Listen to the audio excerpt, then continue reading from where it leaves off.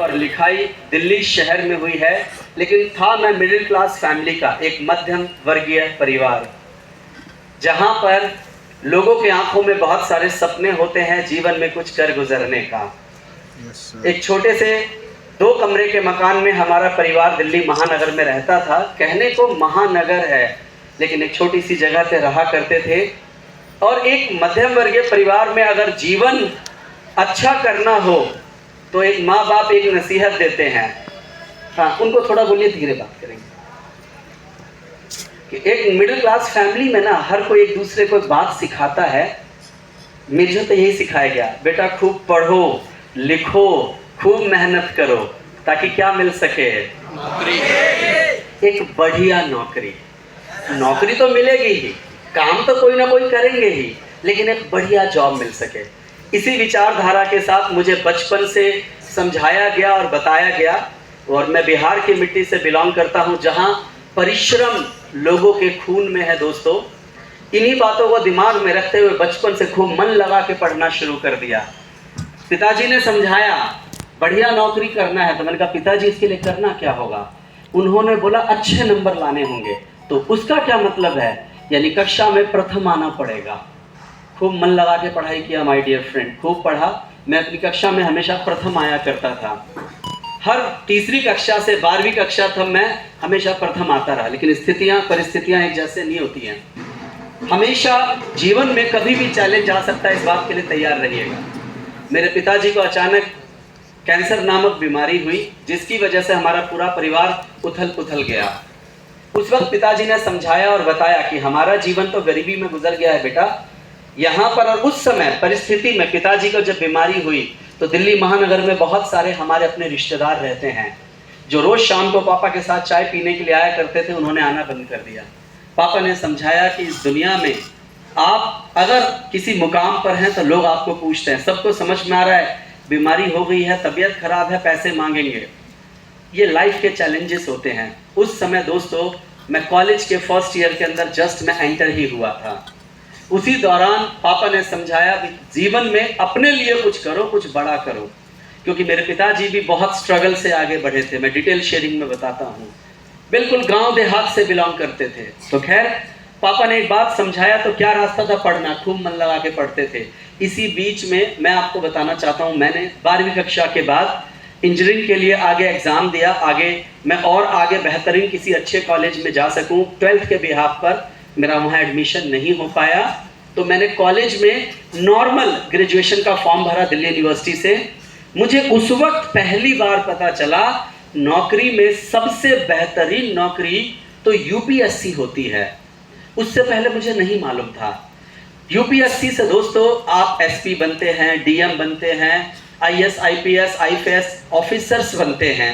ये मुझे उस वक्त नहीं मालूम था। ये बात है 2002 की। उस समय इंटरनेट इतना प्रभावशाली नहीं था। उस वक्त तो इंटरनेट हमारे देश में नया नया आया ही था। मालूम ही नहीं था किसी को क्या करना है। जिसने बता दिया ये कर लो तो बस वही कर लिया करते थे। किसी ने बोला आईएएस करो, बहुत अच्छा है। मेरे दोस्तों, जब बढ़िया वही है उसी की तैयारी करना शुरू कर दिया। माय डियर फ्रेंड, मेरे एक दोस्त थे, मैंने उनके साथ तैयारी करना शुरू किया। करीब 3-4 महीने तैयारी करी। इसी बीच में वो राजस्थान के थे, वो राजस्थान जाने लग गए। इसी के दौरान गैलवे के अंदर मैं आ चुका था। तो मेरे पास 2 विकल्प थे वहाँ। एक तरफ मैं यूपीएससी की तैयारी करके उस लाइन में जाऊं जिसमें कामयाबी की परसेंटेज मुश्किल से 1 से भी कम है। लाखों लोग परीक्षा देते हैं तो चंद लोग उसमें क्वालिफाई हो पाते हैं। एक विकल्प वो था कि मैं वो वाला रास्ता अपना लूं, और एक दूसरा विकल्प था कि गैलवे का कि एक बार इसमें काम करके देखूं। दोस्तों, जो मेरे साथी थे वो जब जयपुर जा रहे थे तो उन्होंने बोला कुछ, तो मैंने उस वक्त निर्णय लिया गैलवे में एक बार काम करने का। तो उन्होंने मुझसे क्वेश्चन किया था कि ऐसा क्या है, तू पढ़ने में अच्छा है। रोज उस समय मेरे नॉर्मल पढ़ने का अवर करीब 16 घंटे में पढ़ा करता था। हम इतना अच्छा पढ़ रहे हैं, 3-4 साल में निकाल लेंगे यूपीएससी। मैंने कहा मुझे ऐसा लग रहा है ये एक बेहतरीन विकल्प है। भैया लोग आपसे डरे नहीं, आप ठीक है, थैंक यू जी, थैंक यू, सॉरी आप अच्छे लग रहे हैं। तो एक्चुअली वो मेरा बोर्ड बीच में आ रहा था। मेरे लिए सब कुछ यही है। तो ये एक विकल्प ऐसा है अब ये विकल्प क्यों लगा बेहतरीन, मैं थोड़ा आपको लॉजिक से समझाता हूँ। मैंने पढ़ाई अच्छी करी है, थोड़ी सी पढ़ा हूँ, मैंने और भी आगे फर्दर पढ़ाई करी जब फर्स्ट ईयर में था, मैं लॉजिक से बात समझता था। आप भी जीवन में हर बात को लॉजिक से समझे। दो बातें होती हैं, अगर आप अपने भाई, रिश्तेदार, दोस्त की बात मानते हैं ये तो अच्छी बात है, लेकिन आपको पहले लॉजिक से बात करना चाहिए। और अगर आप उनकी बात करते हैं तो हिंदी में कहावत आपने सुना होगा, सोने पर सुहागा और सुहागा। बड़ी अच्छी बात है। कंपनी को प्रॉपर लीगैलिटी से जांचिए। हमारी एक ट्रेनिंग है जिसका नाम है PPP या वाई गैलवे। आप उसको सीखिए और समझिए, क्योंकि डायरेक्ट सेलिंग आज ना अपने फेमिसिटी फेस में है। आने वाले टाइम में कंपटीशन मिलेगा यहाँ पर। आज आप लोग इंजीनियरिंग में जाते हैं तो एग्जाम देना पड़ता है ना, इंतजार करिए, यहाँ पर 10-10 दिन पहले आपका ट्रेनिंग होगा, इंटरव्यू होगा, तब आप डिस्ट्रीब्यूटर बनेंगे। ऐसा ऑलरेडी कल्चर अमेरिका और कनाडा जैसे विकसित देशों में है। मैं वहाँ ट्रैवल किया हूँ, इसलिए आज आपको अपने जीवन के अनुभव के आधार पर बता रहा हूँ। ये हम सुना करते थे कभी जब हमने बिजनेस को शुरू किया था, वो था इनिशियल फेज, शुरुआती दौर 22 साल पहले। तो जस्ट आपको मैं बता रहा हूँ, मेरे पास 2 मौके थे। वहां पर मैंने योगेश भैया को बोला, योगेश भैया के साथ में IAS की तैयारी कर रहा था, तो मैंने कहा योगेश भैया आप अपनी तैयारी करो, मैं इसी में अपना सब कुछ करूंगा। मैंने लॉजिक से जाना था। थोड़ी देर पहले मोदी सर ने आपको बताया होगा, कंपनी के डायरेक्टर का जो नीयत है ना, वो सबसे मायने होता है। प्रोडक्ट आपको जो दे रहा है वो आखिर है किस तरह का प्रोडक्ट है, या प्रोडक्ट का खाली नाम दिया जा रहा है। हमारा एक एक प्रोडक्ट ना हाई क्वालिटी प्रोडक्ट है। मैं दिवाली जैसे मौके पर, आज मीडिया के बड़े भाई साहब यहाँ बैठे हुए हैं, हमारे मिनिस्टर्स हों, जजेस हों, मेरे सबके साथ व्यवहार हैं। हमारे ये प्रोडक्ट सबके पास जाते हैं और दोबारा रीऑर्डर आता है, यानी वो दोबारा बोलते हैं मेरी बेटी को स्क्रब पसंद है, मेरी बेटी को ये पसंद है। उनके पास कमी थोड़ा है किसी चीज़ की, लेकिन अगर वो कुछ मांग रहे हैं मीन्स हमारे प्रोडक्ट में दम है या नहीं है। इस बात को भी सिर्फ अपलाइन के कहने पर मत मानना, इसको जांचना, चेक करना और समझना। तो यहाँ क्या था, समझा कंपनी को। सबसे बड़ी बात जिसने मुझे यहाँ रोका वो था लेवरेज इनकम। समझते हैं आप? लेवरेज एक इनकम है कि जब टीम मिलकर काम करती है तो एक बड़ा पैसा आप कमाते हैं। अभी मैंने इस तरह की जो मेरी लाइफ की सबसे बड़ी मीटिंग है, जब मैं मंच पे रहा, करीब 60,000 लोगों के साथ मैंने एक साथ बात किया है। मैं हर छोटे मंच और बड़े मंच पर एक ही बात कहता हूं, आपको पहला प्रश्न पूछना चाहिए, आप गैलवे में क्यों आए हैं? ये आपका पहला प्रश्न होना चाहिए। क्यों आए हैं आप गैलवे में? यहाँ पर क्या क्या चीज है जो आपके सपनों को पूरा कर सकता है? ऐसे ही प्रश्न मेरे मन में थे, उन प्रश्नों के जवाब दिया मेरी अपलाइन ने, उनको क्लियर किया और फिर मैंने धीरे धीरे कार्य करना शुरू किया। सबसे पहले लाइफ में अब्दुल कलाम साहब की 4 चीजें हैं जिसको लोग अगर अपने दिमाग में बिठा ले तो काम आता है। सबसे पहले अपना गोल सेट करिए। आप जब गैलवे में आया तो गोल सेट कर दिया कि ये रास्ता है जहां से मैं बड़ा बन सकता हूं। 22 वर्ष मुझे आपके बीच में काम करते हो गया है। शायद यहाँ मौजूद कुछ लोगों की उम्र भी 22 साल नहीं होगी। तो इतने समय से मैं यहाँ पर कर रहा हूँ, तो डे 1 पर लॉजिक से चीजें जानी थी। व्यापार है थोड़ा ऊंचा थोड़ा नीचा, कोई जुड़ेगा तो कोई छोड़ेगा। ये तो परिवार में और बाहर के व्यापार में भी होता है। यस और नो? तथ्य के साथ बात को समझिए, जानिए। इन्हीं बातों पे ध्यान करते करते मन लगा के यहाँ काम सीखना शुरू किया। गैलवे की पहली वर्षगांठ में मैं यहाँ पे डॉल्फिन था। डॉल्फिन एक उपाधि है जब आप गैलवे की सारी ट्रेनिंग एजुकेशन कर सकते हैं। पॉइंट नोट करिएगा, दिमाग में, कॉपी में, नहीं तो आप अपने मोबाइल में। आपको गैलवे की ट्रेनिंग को अच्छे से समझना है। यहाँ पर अनुभव के आधार पर आप किसी से बात कर सकते हैं। कोई पूछ बैठेगा, मेरे मीडिया के भाई साहब हैं यहाँ पर, पहली बार मेरे गैलवे में आए, मुझसे पूछ बैठेंगे कैसे गैलवे बेहतर है। नॉलेज होना चाहिए आपके पास, जानकारी होना चाहिए आपके पास। इसलिए गैलवे की जितनी नॉलेज है कंपनी को लेकर, प्रोडक्ट को लेकर, आपको मालूम होना चाहिए सर्वप्रथम। ये कार्य मैंने किया दोस्तों।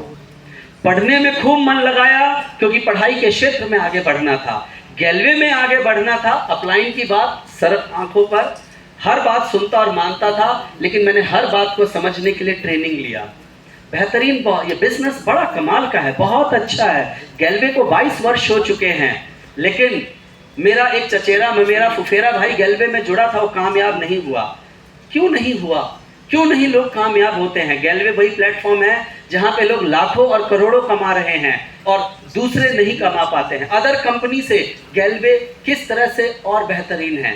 ऐसे प्रश्नों के उत्तर आपके पास लॉजिक के साथ होने चाहिए। रीजन है, आज के समय में डायरेक्ट सेलिंग अब ऑनलाइन हो गया है, अब एआई का जमाना हो चुका है। जब तक आप किसी को ठीक से आंसर नहीं देंगे ना, हम आगे नहीं बढ़ सकते हैं।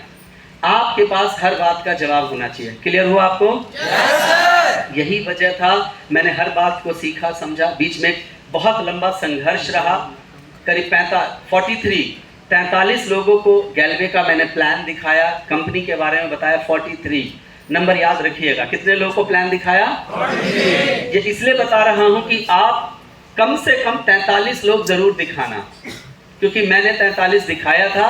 तब मैं बता रहा हूं कि मैं यहाँ कितने वर्ष से हूं, यहाँ पर मैं कितने साल से हूं यहाँ पर। मैंने अगर शुरू में हिम्मत हार दिया होता, शुरू में काम नहीं किया होता, तो आज मान सम्मान और जितनी टोटल मालाएं आपको मिली, उससे बड़ी माला इन्होंने मुझे पहनाई है। आप भी पहनना चाहते हैं? ये आपका स्नेह है, ये आपका आदर है। ये आप जब आगे बढ़ेंगे तो आएगा, तो उसके लिए आपको उसी तरह से काम करना पड़ेगा। दोस्तों, ऐसे ही काम किया। दिल्ली से शुरू हुआ था, बिहार का रहने वाला हूँ। बिहार में जाके राजेश मोदी भैया और हम 2004 6 अक्टूबर 2004 को मैं और राजेश मोदी भैया निकले थे। बिहार राज्य के हम लोग रहने वाले हैं, वहाँ पर अपने नेटवर्क को बिल्ड करने के लिए। एक ऐसी लड़कपन की उम्र में जहाँ बच्चों का ध्यान इधर उधर होता है, जहाँ उस उम्र के बच्चे टेढ़ी मेढ़ी बाइकें चलाते हैं, हम चले गए थे बिहार की गलियों में सामान बेचने के लिए, दिल्ली जैसे चकाचौंध वाले शहर को छोड़कर दोस्तों, क्योंकि वहाँ पर विजन दिखा था। और मैं आपको बता दूं, हूँ तो मैं मध्यम वर्गीय परिवार से, लेकिन आज से 22 साल पहले जो मेरा पॉकेट मनी था, मैं ट्यूशन्स पढ़ाता था, मेरे बड़े भैया जॉब करते थे, 8 से 10 हज़ार रुपये मेरा महीने का खर्च था दोस्तों। क्योंकि मेरे दोस्तों का सर्कल, मैं प्राइवेट स्कूल में पढ़ा था तो बहुत हाई प्रोफाइल था। आज आया है जिस तरह से पीवीआर पूरे इंडिया में, दिल्ली में तो शुरू से ही था। उस जमाने में भी हम 200, 250, 300 रुपये की टिकटों की मूवी देखा करते थे। 4 व्हीलर गाड़ियों में हम स्कूल में होने के बावजूद घूमा करते थे, क्योंकि दोस्तों का ऐसा सर्कल था। तो आप यहाँ पर एक बात को मेरी इस बात से कनेक्ट करिएगा। मेरे दोस्तों का सर्कल ऐसा था कि वो कम उम्र में अपने माता पिता की वजह से गाड़ियों में घूमते थे। मुझे लगा था मेरे पास कैसे गाड़ी आएगी, जो मुझे क्लिक हुआ था, गैलवे मिला, यहाँ प्लान बताया गया, तो मुझे लगा अच्छा ये रास्ता है जिससे जल्दी आ सकता है। जस्ट आपको एक आइडिया दे रहा हूँ, कहीं पर कोई बात आपको क्लिक होनी चाहिए। संघर्ष चलता रहा, आगे बढ़ते रहे, धीरे धीरे धीरे धीरे, कहते नहीं कि आप धीरे धीरे आगे कदम दर कदम चलाते बढ़ते गए, लोग जुड़ते गए और कारवा बनता चला गया। यस और नो? Yes sir. और लोग जुड़ते हुए चले गए। इसी प्रकार से मैं आपके बीच में धीरे धीरे बढ़ते हुए यहाँ तक आया हूँ। मैं बधाई देना चाहूँगा, अभी थोड़ी देर पहले जितने हमारे ओडी अचीवर्स थे यहाँ पर, जो ओडी लेवल जिन्होंने अचीव किया, कंपनी ना आपको मोटिवेशन देती है कुछ करने के लिए। मानते हैं इस बात को? आपको कुछ, आप लोग अपने ड्रीम्स लिखते हैं?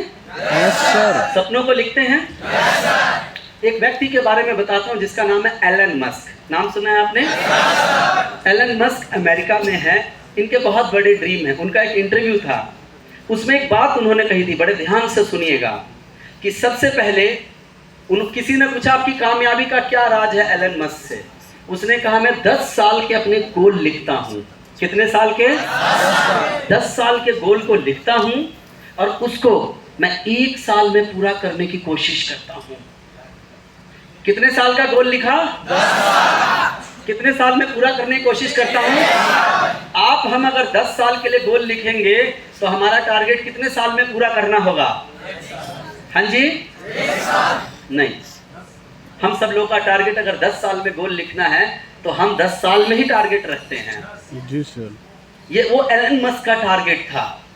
उसने बोला जो लोग 10 साल का टारगेट बनाते हैं वो 10 साल के लिए काम करते हैं, कहता मैं 1 साल का टारगेट बना रहा हूं, मुझे मालूम है मैं 1 साल में तो इसे पूरा नहीं कर पाऊंगा, लेकिन 2 लगे, 3 लगे, 4 साल लगे, लेकिन जितने लोग 10 साल में पूरा करेंगे मैं उससे पहले जरूर पूरा कर लूंगा। यस और नो? जीतने वाले जिंदगी में कोई अलग काम नहीं करते हैं, हर काम को अलग ढंग से करते हैं। शिव खेड़ा जी ने की पहली लाइन है, जीत आपकी किताब की है। आपको भी अगर लाइफ में कामयाब होना है, थोड़ा सा औरों से अलग सोचना पड़ेगा। काम वही है, औरों से अलग करना पड़ेगा। यस और नो? ओडी तो हम सब बनेंगे। कितने सीढ़ी हाथ खड़ा करें एक बार? Thank you so much. सारे के सारे आप ओडी तो बनोगे ही, कोई शक नहीं है इसके अंदर, लेकिन ऑफर के अंदर कौन बनेगा ओडी? ऑफर अचीव करके, चार्ट डायरेक्ट करके अपने सामने 2500 का कौन चेक बनाएगा, ये डिपेंड करेगा यहां पर। जिसकी ऑलरेडी पहले से 1 डायरेक्ट है सीडी लेवल पर, वो 3 डायरेक्ट करके लगभग 2200 रुपए के आसपास का इंसेंटिव कौन बनाएगा, ये है ओडी अचीवर। अपने आप को उस टारगेट के साथ बांधिए। आपको यहां पर मोदी सर रुके हुए हैं, मैंने पूरी पीपीटी बनाई है खास तौर पे कि ओडी लेवल पर। अभी मैंने ऑल इंडिया लेवल पर कुछ टॉप लीडर्स को वो ट्रेनिंग दिया था, जहां मैंने बताया था कि ओडी लेवल के ऊपर कितने का क्या इंसेंटिव आता है और आएगा। यहां पर मैं आपको उस बात को कनेक्ट कर रहा हूं माय डियर फ्रेंड, कि आप औरों से अलग हटकर काम करें। औरों से अलग हटकर काम करेंगे तो ही लोग हमें पूछेंगे। यस और नो? यस और नो? एक और है हमारे गोपाल दास गौड़ जी हैं, बड़े अच्छे हमारे गुरु हैं एस्कॉन के अंदर। उनकी एक वीडियो मैंने कहीं पर देखी, उन्होंने एक बात कहा, इस दुनिया में हमें कोई और लेकर आया। कोई और लेकर आया? इस दुनिया में हमें पढ़ना लिखना किसी और ने सिखाया। ऐसा ही है दोस्तों।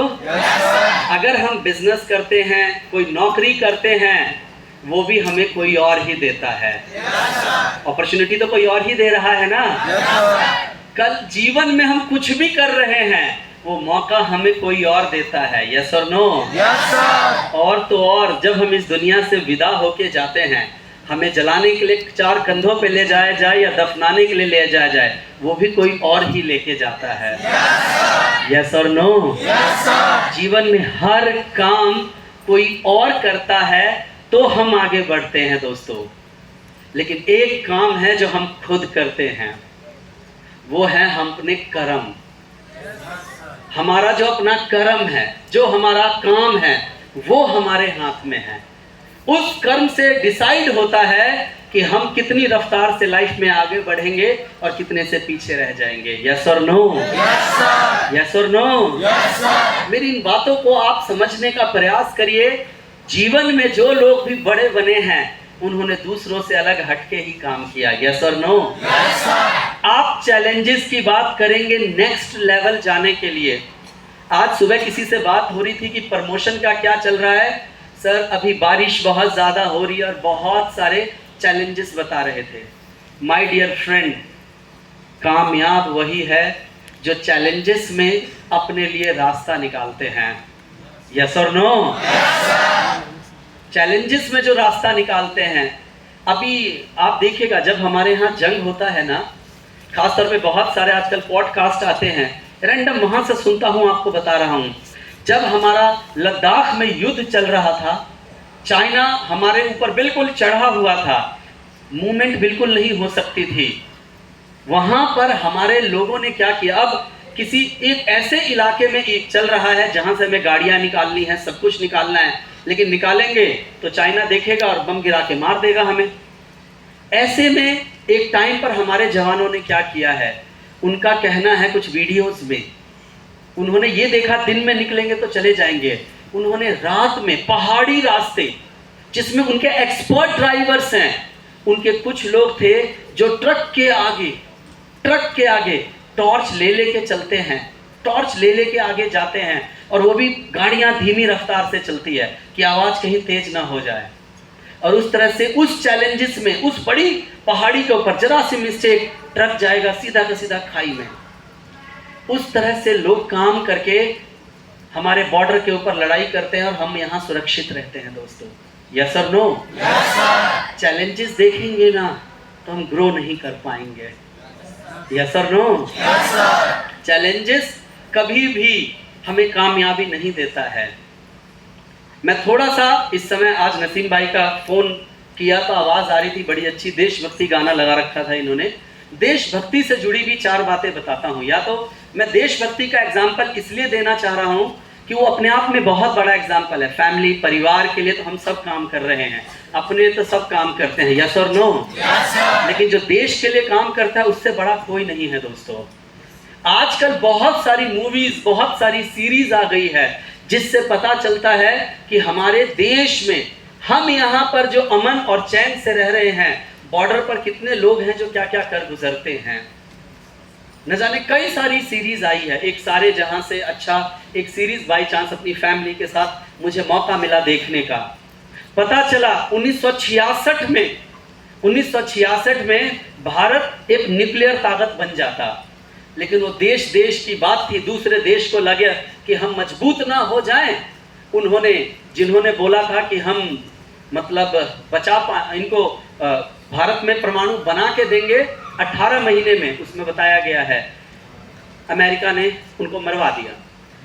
उसमें एक पॉइंट बहुत इंपॉर्टेंट है, उसमें बोला गया कि जो जानकारी है भारत तक पहुंची तो सही कि अमेरिका उनको मरवाने वाला है, लेकिन 15 मिनट लेट पहुंची, जिसकी वजह से उसे बचा नहीं पाए। मेरे दोस्तों, मैं देशभक्ति में आपको नहीं लेके जा रहा हूं, उससे मतलब हमें प्रेरणा लेनी चाहिए।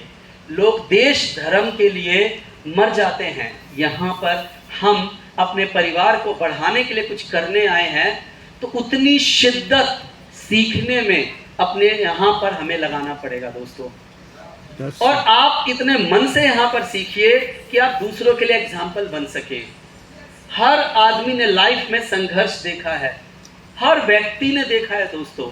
आप में से जो मुझे जानते हैं, आप तो नहीं, राजेश मोदी भैया जैसे मेरे शुरुआत के लोग हैं, वो आज भी जानते हैं दिल्ली महानगर में मैं कहाँ रहता था और मेरा जीवन कैसे बीता। लोग आपकी भी कहानियां सुनाएंगे, लोग आपके बारे में भी ऐसे जिक्र करेंगे।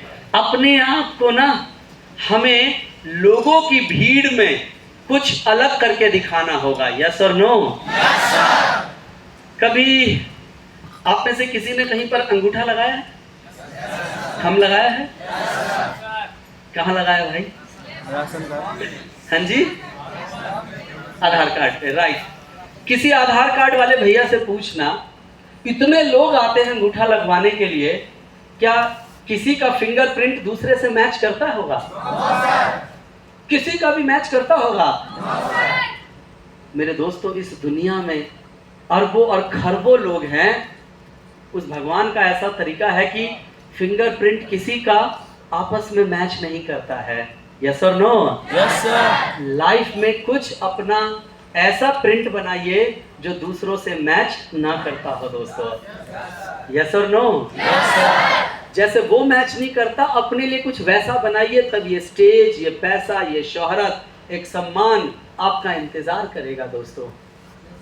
वक्त लगता है उस तक पहुंचने में। 3 शब्द लिखे हैं यहाँ पर, विश्वास, 22 साल का विश्वास कंपनी के साथ, कंपनी के ऊपर, और बुलंदी 22 वर्ष।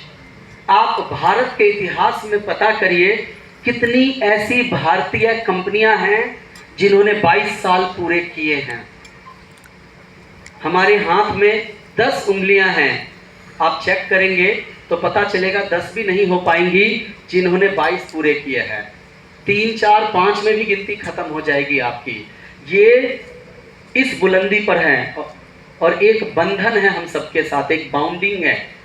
हमारे यहाँ पर जो पब्लिकेशन डिपार्टमेंट अगर कुछ बनाता भी है ना, उसके हर शब्द के अपने एक मायने होते हैं दोस्तों। मैं आपको इतना ही कहना चाह रहा हूँ, कभी मुझे मौका मिला, मुझे अपॉर्चुनिटी मिली, मैं यहाँ तक पहुँचा, आज मौका आपके पास है। तैयार हैं आप? Yes, sir. तैयार हैं आप? Yes, sir. अभी आपके पास मौका है। ईडी कितने हैं, हाथ खड़ा करें। ईडी, एसडी और आरडी। ओके, क्या आपको मालूम है, थैंक यू, हाथ नीचे कर लें, आप लोग थाईलैंड जा सकते हैं कंपनी की तरफ से? Yes sir. क्या करना होगा थाईलैंड जाने के लिए? मास्टर आरडी बनाना। हाँ जी, ईडी हाथ खड़ा करिए। हाँ, आप इधर आओ। हाँ, आ जाओ इधर आओ, स्टेज पे आ जाओ। पूछते हैं, मुझे नहीं मालूम है, एक बार देखते हैं। आपको मालूम है? नहीं, भैया को बुलाया है, जल्दी आइए, थोड़ा जगह दीजिए उन्हें। दूसरा